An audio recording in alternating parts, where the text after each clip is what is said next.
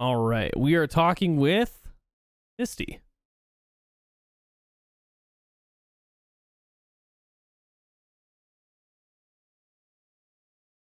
Hey, Misty, can you hear me? Yeah, man, I can hear you. All right, cool. You are clear. Okay, let I me. do not need the echo from the stream though. Yeah, it's probably not a good idea. Yeah. What was that? I believe it was a couple months ago. I missed you because of time, and that was very unfortunate because it was like 12 for me at night. Uh huh. Uh, I stayed on for like an hour while someone was talking about their stories, and I'm like, damn, I kind of missed this. Oh, Um, gotcha. You're talking about you were reminded of like the conversation.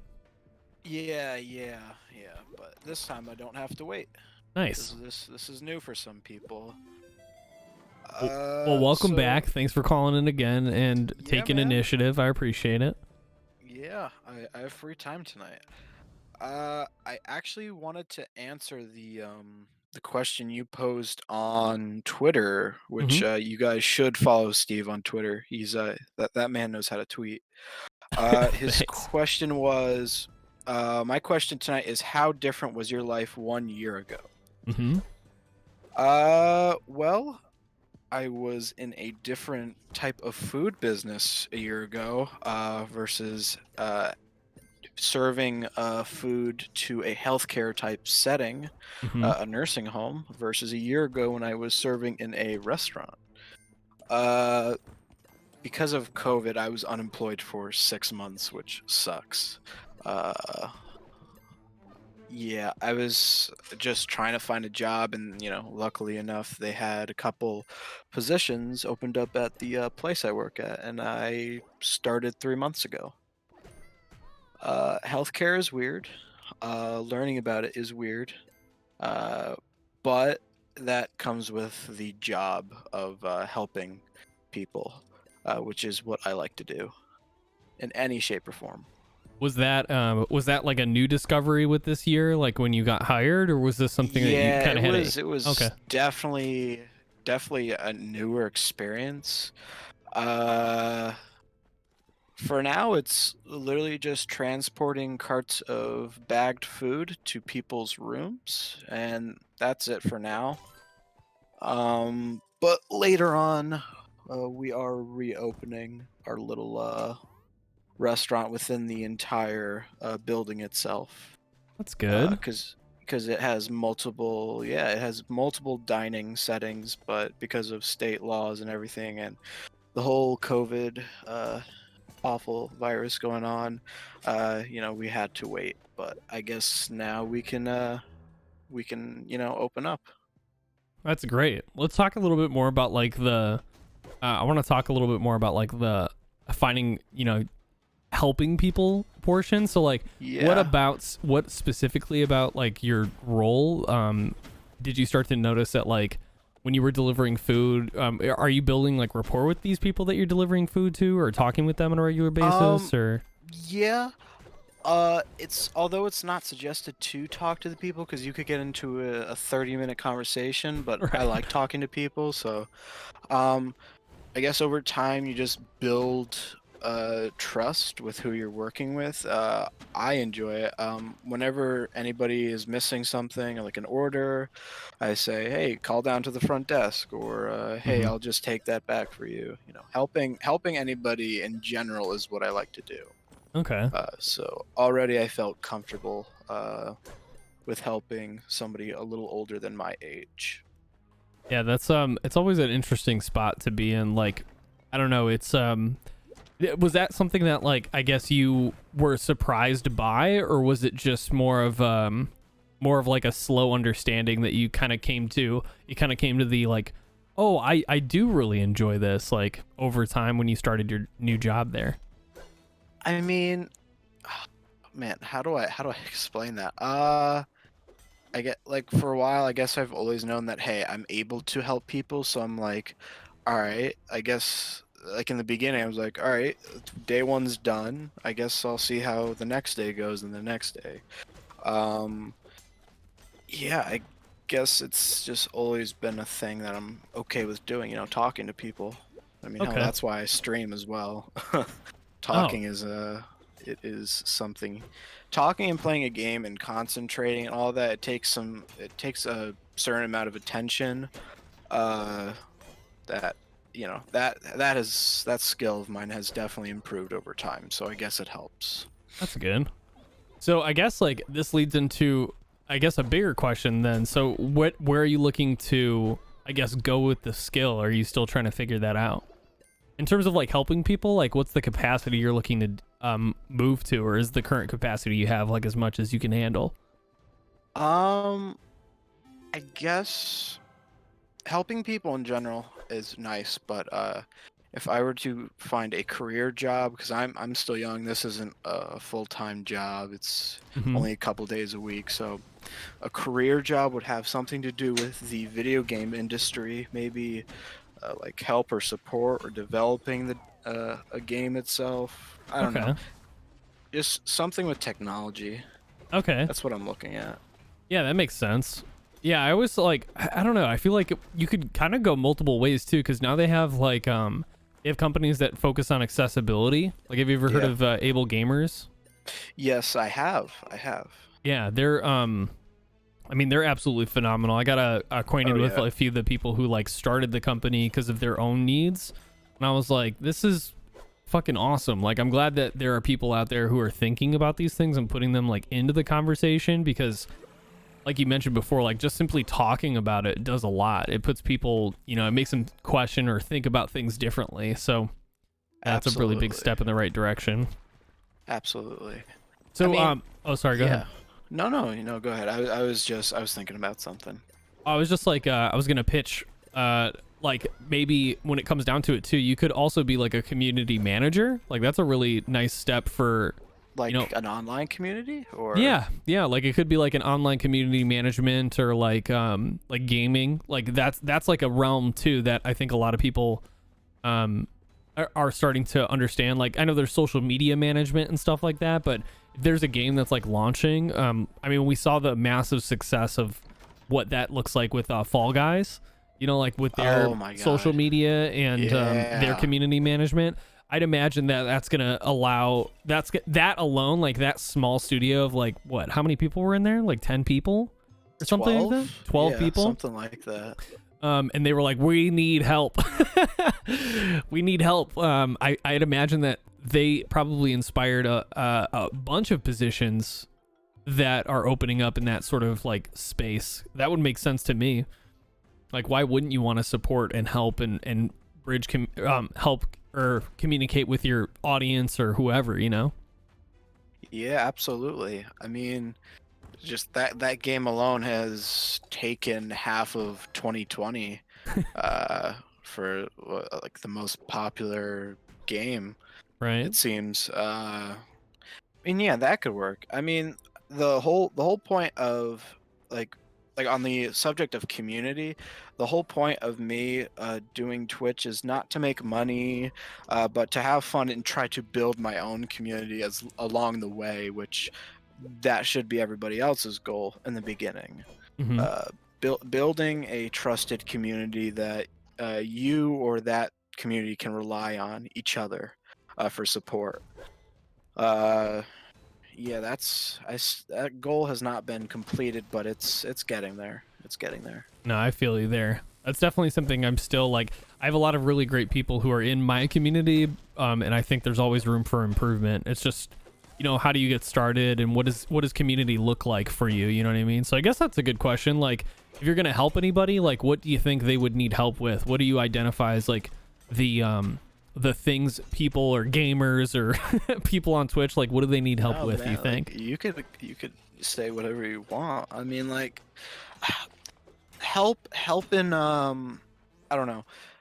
What I what I can help with is if say you're playing a game or an example you're playing a game with me and I ask you to do something in that game and you don't know what you're doing and then I'll go through the steps and it'll just feel like you're staring at it and you could have just done something right away. Like Oh, okay. that type of skill So like more like hey, instruction is what you're talking yeah, about. yeah, Yeah. instruction or just uh cuz I learn with the visuals. I'm not the person to, I need a demonstration before it's done, or I just look it up online or Google it. Big same, yeah. Or watch a video, yeah. Yeah, you can't. You, for me at least, you can't just tell me something and expect me to do it if I've never seen it before. Of course, yeah. Yeah. I mean, if it's staring at you straight in the face and like you're not getting it, I mean, I can help. Yeah, I mean, or just support. Like if you need help or your computer isn't working with a game, I'd be like, okay, have you tried turning down your settings? Stuff like that. Yeah, standard troubleshooting steps, yeah. Yeah, yeah. I mean, there's so much out there now versus what, like 20 years ago when the internet was just like a couple years old. Agreed. I mean, there's so many different possibilities, and you could go so many different directions. With technology and computer science as a major in college, you can go to making video games. You could go to making tech itself from the ground up. You could go into cybersecurity, which, god damn, is that making a whole lot of money. Oh yeah. This year alone because of the cyber attacks. Yeah, there's so many different directions. That's good, man. Well, it sounds like you got a lot of possibilities and some things that you're still working out, so that's good. Yeah. I mean, I want to ask you a question because Sure. that is traditional whenever I do any of these things, like go on these talk shows. Sure. How did you start to build up your community? How did you reach out to people, and how did you pull them in to like Discord or just your Twitch in general? That's a good question. I think a lot of it had to do with finding like my why for streaming, which is I think lacking for a lot of people. I think like not, and this isn't me shitting on you, so please don't take it like that. But I think a lot of people come into this idea that like they have some self-importance and things to offer. So the way to go about like streaming is if I stream in a category and offer a service, people will just simply like come here. And I think like that can, yield some results, but when it comes down to like what value you're bringing to Twitch that isn't already being offered, I think that's the hard part. So like, how do you identify your individuality on the platform first? And I think like when it comes down to it, the mistake I made when I first started was that I didn't know anybody on Twitch, and I just assumed that I'm funny and I can talk to people, so people will just like come to me. But that's not how it worked at all my first year. And I actually gave up streaming after my first year, which was in like 2015, 2014 or something like that. It had to be 2015. That's how old my account is, I think. Let me double check. Check. Let me see here. 2015. Yeah, June of 2015. So I streamed for not even a full year. I think I did it for like 3-4 months, and then I just stopped. And then I got to know Twitch a little bit better. I guess I was a little bit tainted by my experience at Twitch, because the people that I knew that personally that were doing Twitch wasn't the content that I wanted, and not something that I like appreciated at all. So I was like, I'm not going to do Twitch. There's no reason why I would want to do that. And then I got involved with the stream team that I'm on now, Bobo Chet's community. And Bobo was a huge inspiration for me as a broadcaster, because he showed me that, when it comes down to like setting up scenes and like positioning the camera and zoom ins and sound effects, you can really exaggerate and really help aid the entertainment part of it. And I was just in his stream chatting and enjoying his content for like about a year or so before I decided I was going to come back to Twitch. And that allowed me to not only know somebody like in the space that I was going into, but it also let me understand like the chat, because like that was my main interface, is like being a Twitch viewer first. And I think that is really lacking for a lot of people who start. So I would say watch content creators that you find that like align with the things that you would like to do, and then really figure out exactly what you specifically, you as an individual, can do to contribute to the platform. And like in terms of people coming to me, I mean, I think it's just more of like a thing of gravity. Like after I found Bobo Chet, I found Etwert, I found Colt Diggity. I found these people that like were on my same vibe, like my wavelength, my like vibrational accord is the word. They're on the same note as me in a lot of ways. And so I started gaming with them, hanging out with them, talking with them. And just because of that, like I started getting surrounded by their communities, and the people, they introduced me to wonderful people. And I'm sorry I'm missing a lot of people in chat, by the way. I know we're talking, so I will stop and say hello after I finish this conversation with Mi1sty. But yeah, so that was a really big part of it, was like I got acquainted with these connections, but it wasn't networking. I think networking is nice. Like I understand what networking is, but I think having a genuine interest in somebody and seeing a value in people, that's something that I feel like that I bring to the table, regardless of who I'm talking to, experience level or not. Like I would love to hear and understand and learn from literally anybody. And that's a skill that I picked up outside of Twitch, you know, through my jobs and my past work experience really made like I literally was made to like interact. I interacted with, on average, when I was working at Apple, probably close to 50 plus people, in a day, in a 9-hour period. I was talking with 50 plus people, either selling product or helping diagnose an issue or just getting to know them, because that's a natural part of the process. It's part of the, like, you know, like if you come into the store, for example, and I'm not gonna lie, selling at Apple was easy because people usually come in knowing what they want, and I say that in quotes, but there's people who don't know anything about the technology, so it's just a matter of like, oh cool, you already know what you want, so what are you going to be doing on this fucking thing? That sounds awesome. Well, I want to be playing games. And like I straight up would be like, you're not going to play games on a Mac. You know, like you can't do that. I'm sorry. Like I know you came here to do that, but I'm sorry to break your heart, but like you should really look into like a Windows machine. And they'd be like so disarmed by that. You know, because I'm wearing a fucking Apple shirt and I've got all this Apple gear on. I'm surrounded by Apple equipment, and they're like, Apple. yeah, exactly. So like for me to say, you know, I mean, I really don't think you should be buying a computer here. They were really taken aback by that, and then now there's this trust. You know what I mean? So now they're inquisitive. They're like, well, why shouldn't I? And I'm like, okay, well, let's talk about like how the architecture behind our computers and stuff really doesn't yield great results for gaming.